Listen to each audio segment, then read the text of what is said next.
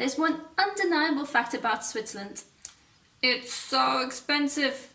When we moved here last year, we felt so overwhelmed by the prices that everywhere we looked, we thought, oh, we can't afford this, we can't buy that. But it's been a year since we moved here, and we have actually discovered lots of different tips and tricks of how to actually save money but still enjoy all the different things that Switzerland has to offer.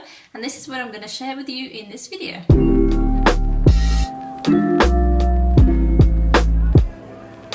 According to the latest research from the Swiss Federal Office of Statistics, the top 3 things that Swiss residents spend their money on are accommodation and energy bills, then goes healthcare, and then food and non-alcoholic beverages. If you add transport to this, those 4 areas will make up 2/3 of all of your expenses here in Switzerland on average. And you might be wondering, why am I saying this?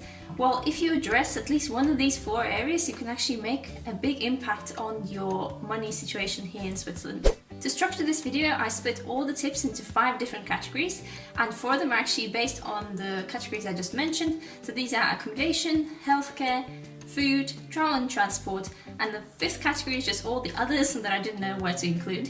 So let's start with the first category, which is accommodation, and that is also your biggest expense here in Switzerland. And here my first tip is to actually try to rent the cheapest apartment that you will still be happy with. And that might sound a little bit silly or a bit simple to some of you, but what I'm trying to say is think about what is the most important thing for you in your future apartment, and try to maybe compromise on all of the other things. For example, for this apartment, when we were searching for it, we knew that we wanted to live close to the city centre and close to the lake. So these are the 2 things we didn't really want to sort of compromise on, but the rest didn't really matter.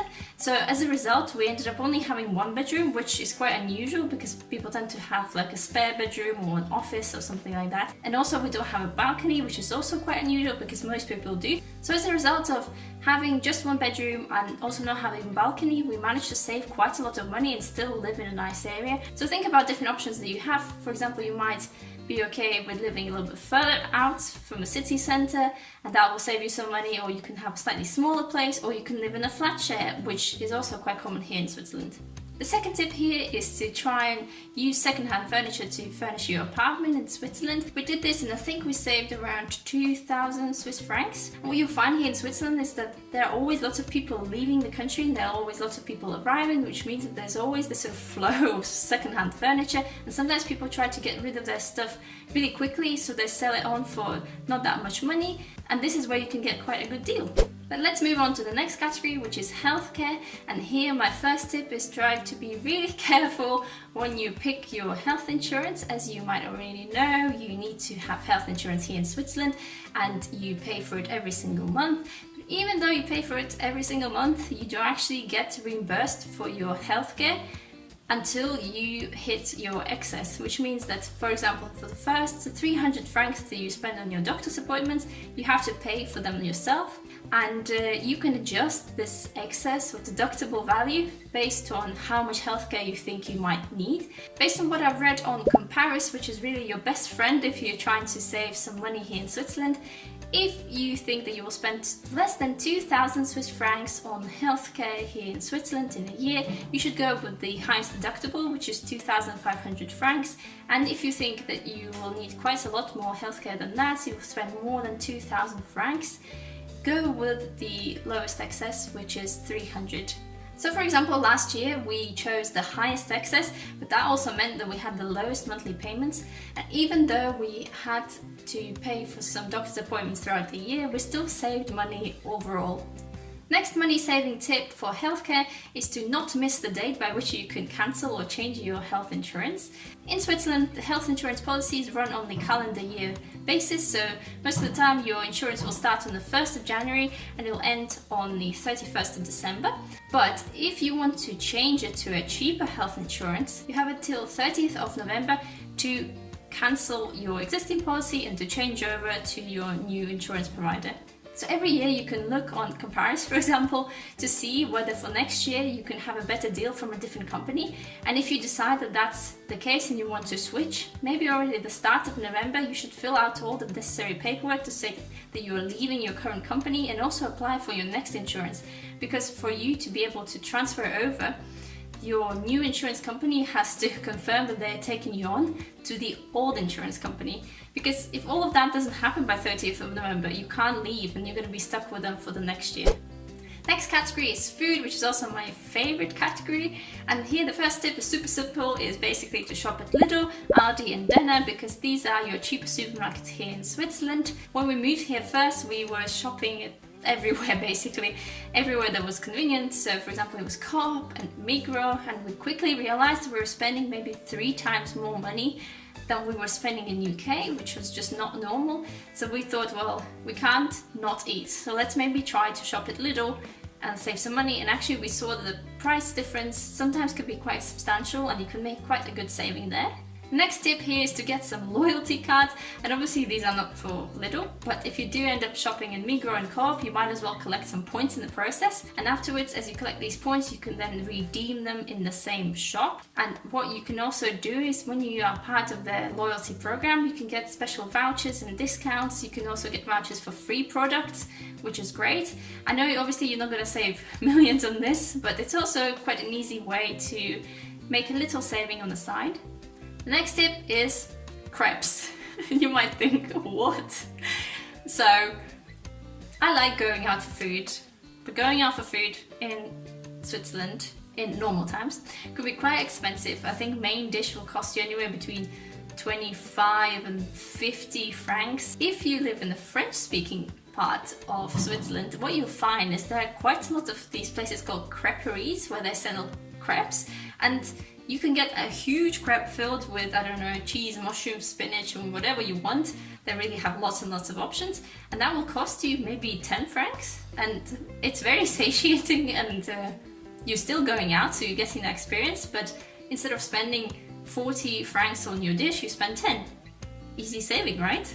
The next tip is to use Too Good To Go, which is an app that helps restaurants, cafes and shops not to waste food. And the way it works is that you purchase a magic bag where you'll have a few different items in it. And these items will be the stuff that the cafe, for example, didn't manage to sell throughout the day, and it's going to expire the next day. So instead of binning these items, they'll sell them to you for a much cheaper price.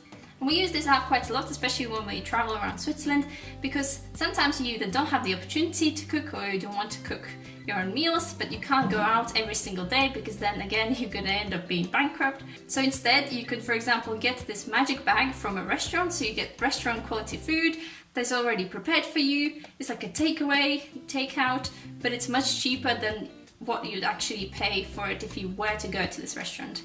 The last tip in this category is tap water, and if you didn't know, in Switzerland you can drink tap water, it's safe, it tastes fine. You also have lots of water fountains throughout the city normally. If the fountain says the water is not drinkable, then please don't drink it. But in all the other occasions where normally it just doesn't have anything written on it, it's absolutely fine to drink. If you go into a cafe or restaurant, you can also ask for tap water, and most of the time they will not charge you anything for it. Moving on to the next category, which is transport and travel. And here the best tip I can give you is to get the half fare card from SBB. Most probably you already have it, but if you don't, you should really get it, because it gives you 50% off pretty much any transport here in Switzerland. That includes even things like boats and funiculars, and obviously trams and trains and buses and all that. This card costs 185 francs for the first year and 160 francs for the second year. And just to demonstrate you how much money you can save, for example, last year I paid 850 francs in total for the year of travels, but that means that there were another 850 francs that didn't get spent because I had this travel card.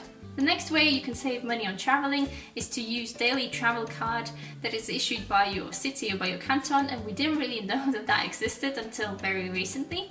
The way it works is that, for example, City of Neuchâtel will have a certain amount of daily travel tickets that they sell every single day, and the price for these daily tickets is always the same.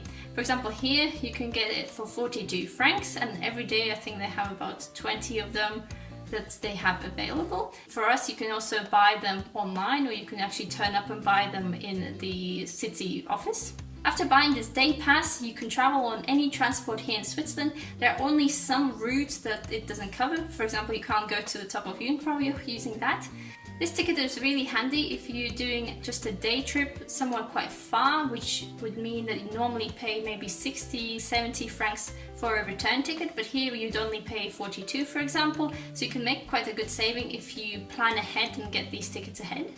The next way to save some money on travel is to use supersaver tickets. I used to think that in Switzerland all the tickets are always the same price for the same route, but that is not true. If you look, for example, on SBB travel app, you can see that if you look maybe a few days ahead, the same route will be cheaper than it is in the standard price. You can't exchange and you can't return these tickets if you buy them, but if you already know your travel route, you can actually reserve these tickets in advance and save some money. Another money saving option is to look out for different special offers where they include a travel ticket with like a museum pass, for example. And here a specific example I can give you is that last year Mike was organizing a birthday trip for me, and he booked some tickets to go to Zurich and also to go to the chocolate museum there. If you haven't been, make sure you go, it's amazing. And overall, this bundle of the train ticket plus the museum pass cost 10 or 15% less than it normally would. Hotels in Switzerland can be quite expensive, and that's why I recommend using Airbnb, and not just because you can save some money by booking a cheaper stay, but also because most of the time you can find a place with a little kitchen, which means that you can cook your meals at your place.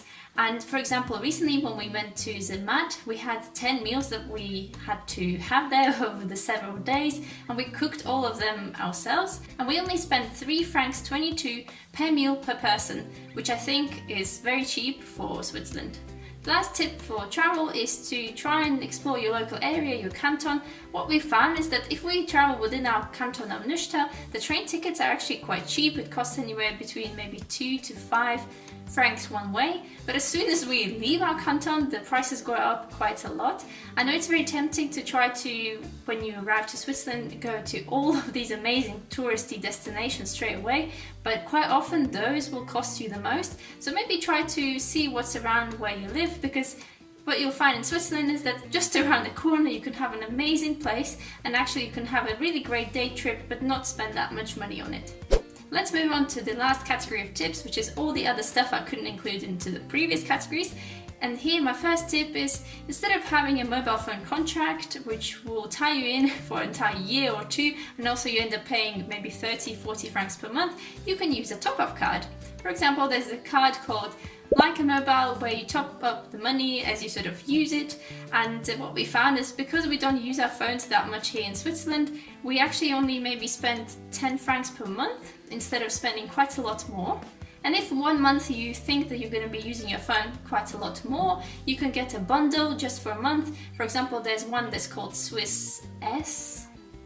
Hello Swiss S, and that costs you only 19 francs per month. The next tip is, instead of having a normal internet contract where you have some sort of optic fiber or something like that, you can use a company called Salt, where they provide you with a SIM card that you plug into one of these mobile Wi-Fi router devices, and you can have internet for your home, and that only costs you 17.50 per month. And the good thing about it is that because it's a mobile device, you can take it with you anywhere you go, and this is how we save a lot of money, because whenever we know that we're going to need to use a lot of internet, for example when we travel, we just take this device with us and we use the internet of our home internet contract instead of using our phones. And the last tip is to do your own haircuts. In Switzerland, from what we've seen, I think it costs about 30 francs for a male haircut and from 80 to 90 francs for a female haircut, but that's like the lowest price we found. Which means that if you're a man and you need a haircut every month, you can easily spend hundreds of francs on haircuts throughout the year. For us, we decided to actually try to do them ourselves. For example, for Mike, we bought a hair trimmer which cost us 70 francs, and I've been doing all his haircuts. I think I've probably done about 7 at this point, which means that normally that would have cost him 210 francs, but instead, because I did them for free, we managed to save quite a lot of money. So if in the next few videos you see Mike looking a little bit scruffy, that is because I do his haircuts. I've also done my own haircut twice, which means that I also managed to save us 160 francs. I know this tip is not for everyone, but if you are ready to give it a go and if you try and you like it, maybe actually you can end up saving yourself some money. These are all the tips I have for you today. I hope they help you save some money whilst you're living in Switzerland, but at the same time allow you to still enjoy all the different exciting activities you can do here. If you have any tips of your own, make sure you comment those down below. I'd be really interested to hear about them. If you like this video, make sure you click that like button and see you in the next video next week. Bye!